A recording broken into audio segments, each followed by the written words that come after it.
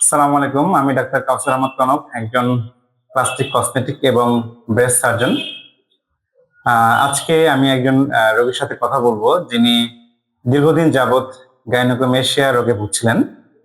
তার যে গ্রেড, এটা ছিল হচ্ছে গ্রেড 2B, অর্থাৎ এখানে এক্সেস ফ্যাট, গ্ল্যান্ডুলার টিস্যু এবং এর সাথে এক্সেস স্কিন বা অতিরিক্ত চামড়াও ছিল।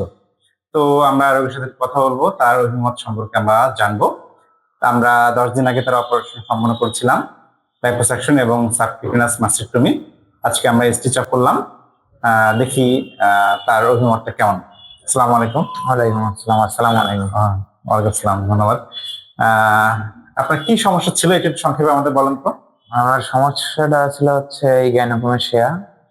এটা অনেক আগে থেকে আমি জানতাম, তো হচ্ছে ফ্যামিলিকেও জানাই নাই, কাউকে জানাই নাই। তো আমি হচ্ছে ফেসবুকে একটা স্পন্সরে আপনাদের ভিডিও দেখি, তারপর হচ্ছে আপনাদের কাছে আসি, আচ্ছা আপনাদের জানাই, তারপরে তো ওই অপারেশন। আচ্ছা, এই যে একটা যে বুকটা সাধারণ পুরুষ জাতি একটু বেশি উঁচু ছিল, এটা তো আপনি সর্বপ্রথম খেয়াল করেন। জি, এটা কমানোর জন্য আপনি কি কি করেছেন?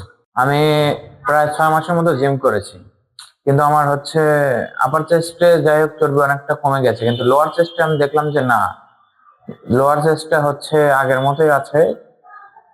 কিন্তু ওই এটা যাচ্ছে না আর কি। আমার ট্রেনারকে বললাম, ট্রেনার বললো এটা হচ্ছে তোমার ডাক্তার দেখাতে হবে, এটা জিমের মাধ্যমে সম্ভব না। আচ্ছা, তারপর আপনার সাথে পরামর্শ নিলাম আর কি। জি ধন্যবাদ।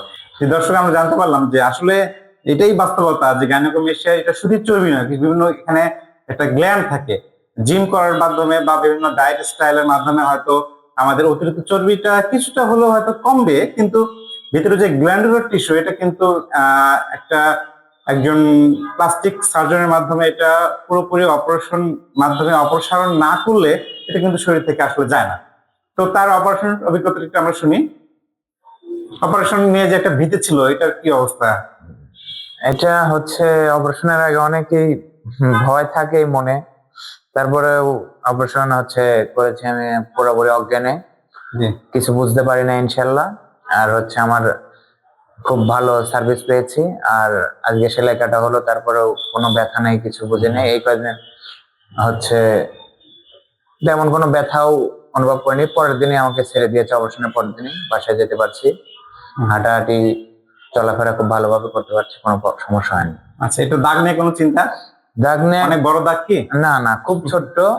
আর ওটা হচ্ছে শুধু দুই পাশে দুইটা ফুটা, আর ওই অ্যারিওলার জায়গায় ছোট্ট একটু ফুটা, তাই তো? জি।